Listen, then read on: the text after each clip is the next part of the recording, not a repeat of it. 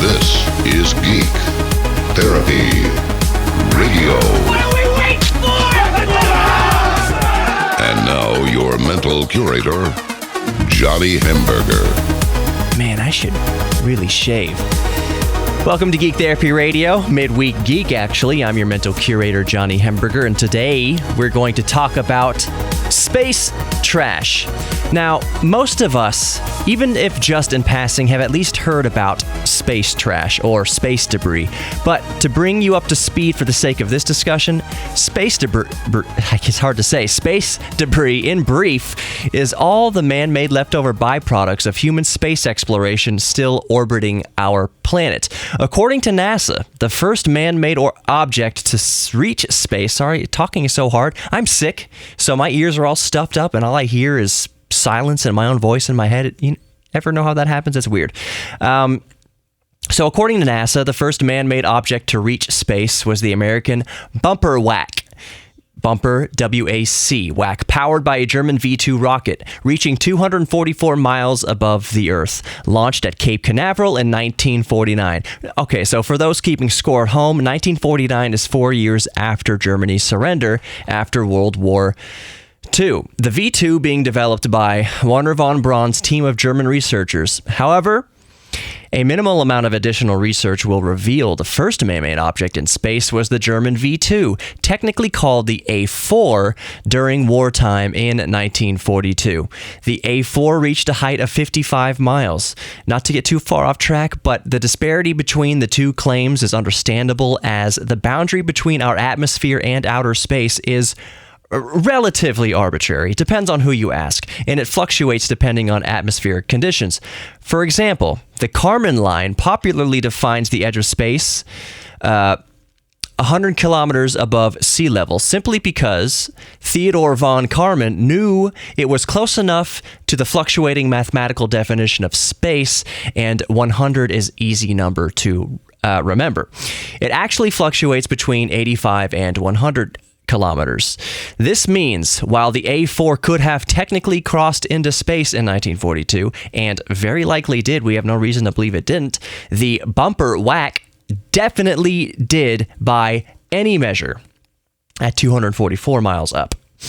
In aeronautical terms, the definition of outer space has to do with the ability of the atmosphere to provide lift. Eventually, as you leave the atmosphere, only centrifugal force contributes to gaining altitude. So, in layman's terms, going fast enough to counter Earth's gravity without the aid of atmospheric lift.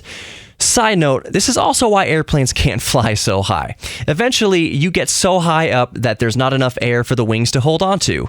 A loose but not principally parallel mental comparison would be to understand that a boat can't float without enough water underneath it. That's just a loose mental image there.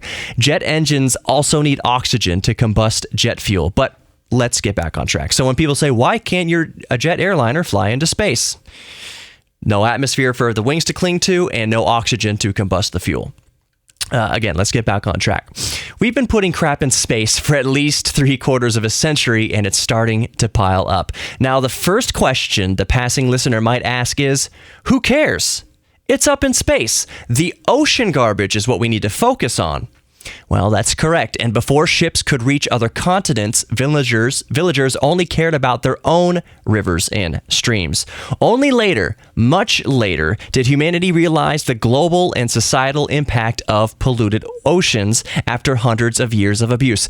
Granted, not hundreds of years of willfully malicious abuse. Science was not advanced enough at the time to understand the danger of polluting the ocean. But it is now, and we have the advantage of scientific wisdom to stay out in front of polluting mankind's newest ocean before it's too late. If by the time humanity has unlocked the science to explore the stars, what good is it if we can't leave port? We can't afford hindsight to be 2020 when we have the foresight now today. So, what can be done to start reducing our cosmic footprint and not allow current waste to impact future exploration? That's what this episode of Midweek Geek is all about. Opening a discussion on possible solutions and theories, or at worst, an additional discussion on the matter in hopes that it can add valuable information to other discussions on the subject. You never know. The solution very well can come from a YouTube comment section posted by a shy soul in a corner of the internet no one noticed before. Maybe you listening to this are sitting in that dark corner. If that is you, I need you to know, despite any bullying or lost faith in humanity, your voice matters and can very well change the course of history. So don't be afraid. You're worth listening to. You really are. Please know that. Engrave the fact of your worthiness into the core of your heart. So I'll start things off by offering my idea. It may be completely impractical. It may not work in the initial incarnation of my offering. In other words, my beta 0.1 version might not hold much current value, but may be built upon by your input and become something viable. That being said, my very basic, simple initial idea is to start putting neodymium magnets into orbit. Probably big ol' N55 rated 10-pounders, or more, or less, whatever works best, and we don't have to launch them up there exclusively with conventional rockets. We can hurl them up there maybe with a railgun or something other, or by some other ballistic means. Once it's up there, it begins to accumulate mass by attaching to various magnetic debris.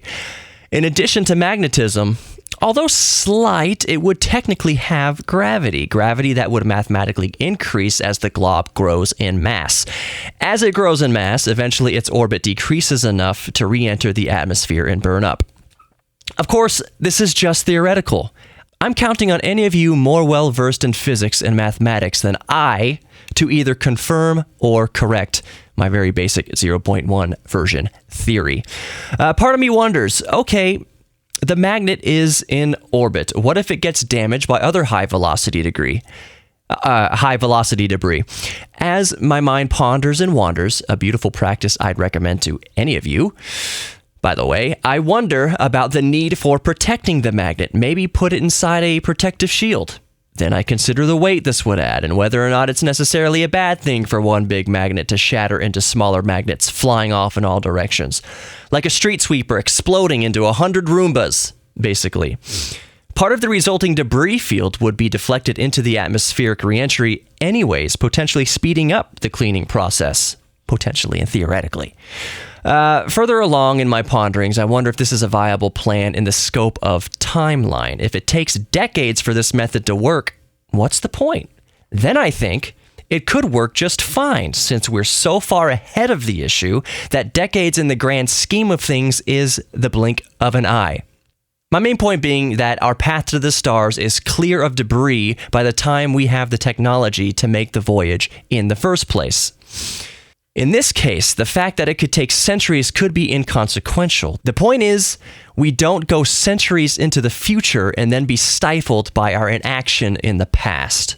As I wrap up here, Joe Bond, our digital program director, stepped in a minute ago and we got to talking about this episode.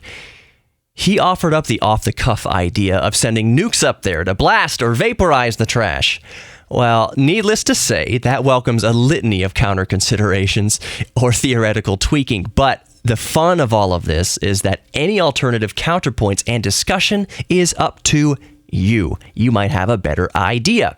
It doesn't matter what walk of life you come from. You may be a cat linguist and have never thought so critically about outer space, let alone cleaning space trash. But maybe you've noticed how kitty litter clumps to peeps and poops. Even if your idea is to fire Fifi's turds into orbit to stick to micromaterial, it's still a welcomed idea, because while cat turds might not be used in the end, it could spark someone else to come up with a more viable turd alternative. Wah wah. Get it? Alternative. Okay, I think that's a good place to end it.